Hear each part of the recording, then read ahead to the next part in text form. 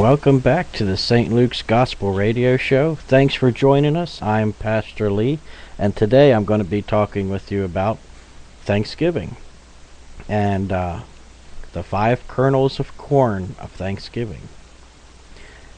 Thanksgiving, besides symbolizing a time when many of us gather together to feast on our turkeys and our cranberry sauce and apple pies. Oh, it sounds good already. What does the word truly mean? America's revered holiday, was founded by a group of struggling pilgrims during the fall of 1621, I believe. Actually, I shouldn't say I believe. I know that. There's a book out. It's called The Light and the Glory. It's by Peter Marshall, and it tells us how the pilgrims at Plymouth Rock lived and how they endured extreme hardships in this new land. So with the pilgrims, they had 3 long months at sea aboard the Mayflower, and there was 2 other ships there as well. And okay, I'm not even going there. My mind's going to fry if I sit down and try to think too much. But when they were on the Mayflower, they endured a lot. They had, a brutal winter, that left them ragged and malnourished and open to different diseases. So when they got to the new land, during their first 4 months, of the year, nearly half of the pilgrims had come to illness and literally, perished. They died, under all the harsh conditions and their new barren lifestyle. The pilgrims' daily existence was to survive. It was literally a life or death battle to overcome, the constant hunger and sickness and exposure. Crudely assembled houses made of mud and timber were their only shelter from the New England weather. And for all those of you here in New England, it gets pretty cold and icy up here.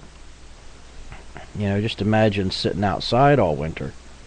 Because the pilgrims were not yet knowledgeable about their new environment and their new environment's agricultural system, planting garden in this hostile condition provided literally fruitless. Every meal was portioned out, meticulously. The death toll was a literal constant reminder of how frail they were, and that reminder unfortunately rose very steadily. At one point in the Pilgrims' colony, there was only 5 men who were well enough to take care of the sick. Despite their tribulations, the Pilgrims thanked the Lord. They thanked God every day, petitioning God for their, rehabilitation. One morning, during an ordinary worship service, the Lord sent evidence that He had heard their prayers. The church service was interrupted by an unexpected guest. It was a local Indian chief, and this Indian chief assessed their situation and see how dire it was. And he went and he left the village and then returned later with a helper named Squanto.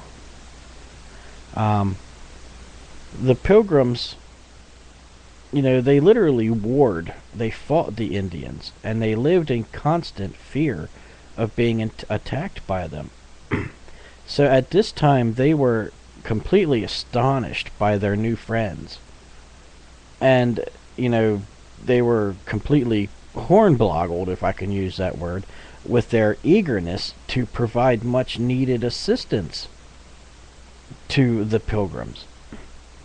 And Squanto, the Indian that returned with the chief, he taught the pilgrims how to hunt game, trap small animals, plant vegetables, and create a stable uh, lifestyle that would eventually save their lives. And the pilgrims, they listened to the Indians, they became friends with the Indians, and when the harvest, came about, it yielded more than the pilgrims could eat. And at that time, it was Governor William Bradford he was their elected leader, and he declared a day of public thanksgiving. He invited the Indian chief of the friendly neighboring tribe, the one who came over, to join them at their Thanksgiving table. And to their surprise, well, let me put it to you this way: the pilgrims were excited to celebrate with their new guest and their new friend, but to their surprise, they were completely shocked when he arrived, because he came with 90 other Indians. Although God provided abundantly for them, their food supply would not at that time accommodate a group of this size. They had no idea at all how they were going to feed their visitors. But despite their troubles, all worries were soon gone, because to their amazement again, and ever-increasing thankfulness, the Indians had brought with them 5 deer and a dozen wild turkeys.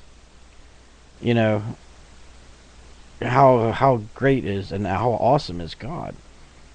Over time, the Indians taught the women how to make pudding and maple syrup and a Indian delicacy. It was roasted kernels of corn, and that was called popcorn. Popcorn, popcorn. That's amazing. But the Pilgrims' trials were literally far from finished. Their plentiful autumn was followed by a particularly hard winter, and unfortunately, the weather provided or proved to be least of their ailments, because I think it was in November, a ship called the Fortune dropped anchor in their harbor and let off, I think it was 35 more colonists. So it's 35 new people who it literally brought with them nothing. No provisions at all. No food, no extra clothes, no equipment for survival. And additionally, the oppression of the physical environment had become almost unbearable. After, no, we're moving on through time here.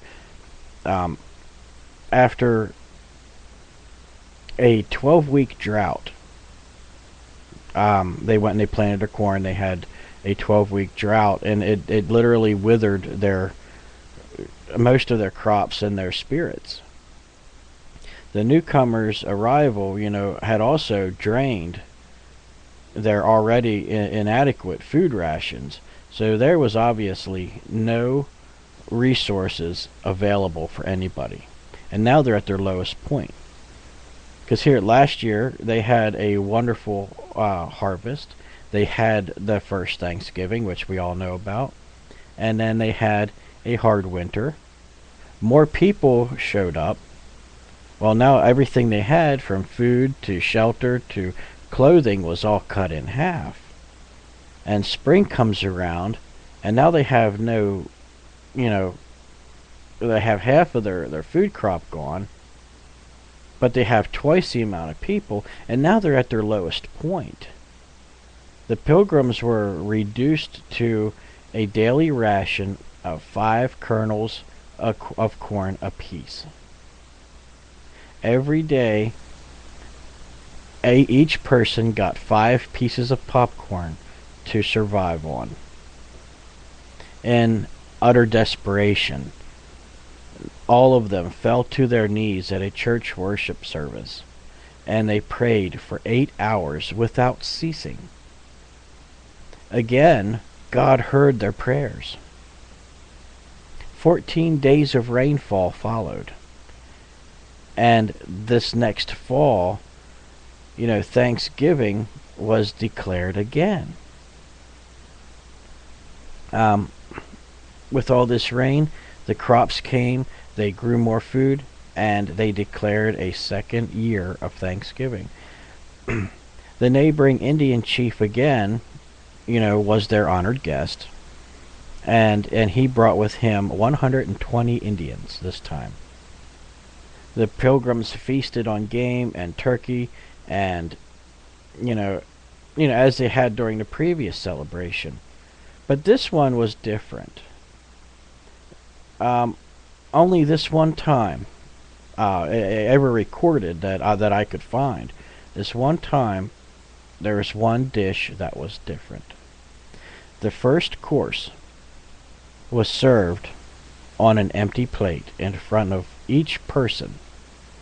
All the pilgrims, all the Indians. One plate was empty.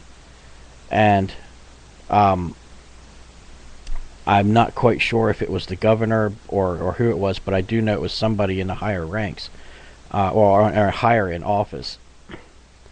Laid on the plate, on each plate, 5 pieces of popcorn. And they did that as a gentle reminder of God's faithfulness and his provisions for them. The pilgrims' humble response to their affliction was, evidence in many of their writings. And that was literally expressed deeply in thankfulness and thankful hearts. And we can learn countless lessons about sincere thankfulness from their example. So that's a different thankfulness from then to now. So God commands us to live a life of gratitude and thanksgiving. Rejoice always and pray without ceasing. In everything give thanks, for this is God's will for you in Christ Jesus. 1 Thessalonians 5:16 through 18. By teaching our children to have grateful hearts, we can prepare them to respond gratefully to life's trials. The impact of a thankfulness heart can be extended to every area in our lives. As for example, being thankful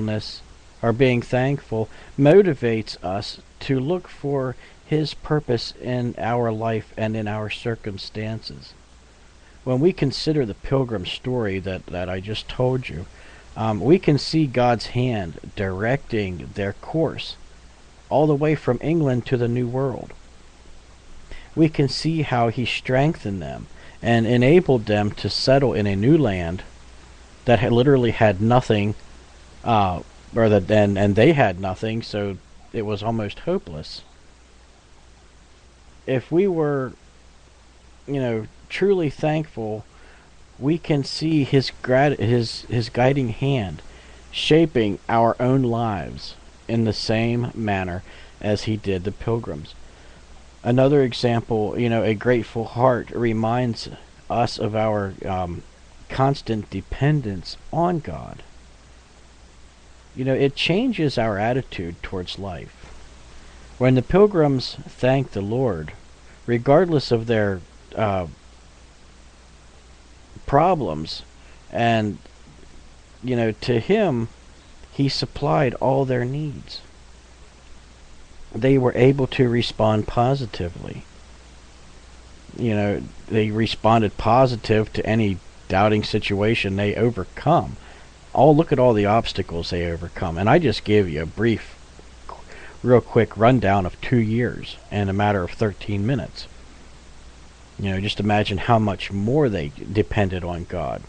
And when we thank him for everything, when we thank God for everything we do, big and small, we begin to realize that there is nothing we can possess that, you know, he has not given us. You know, gratitude increases our trust in God.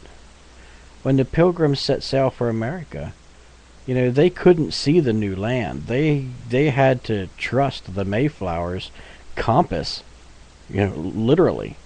Likewise, when they arrived at Plymouth, they had no foreknowledge at all of what would sustain their lives. They had to trust God for everything, from food and shelter to a secure future with their families. And when we're thankful for his constant provisions, trusting him with our lives becomes literally easier and easier and easier. And it gives us a thankful spirit. And thankful spirits, or our thankful spirit teaches us to rejoice in every situation. The Apostle Paul, you know, he is no stranger to tribulation, and he wrote, therefore, we do not lose heart. And, you know, we got to transform ourselves. No matter what comes our way, we must not lose our heart. We must transform ourselves into trusting God. And a thankfulness transformation, you know, makes all our anxieties, you know, go into the peace of God.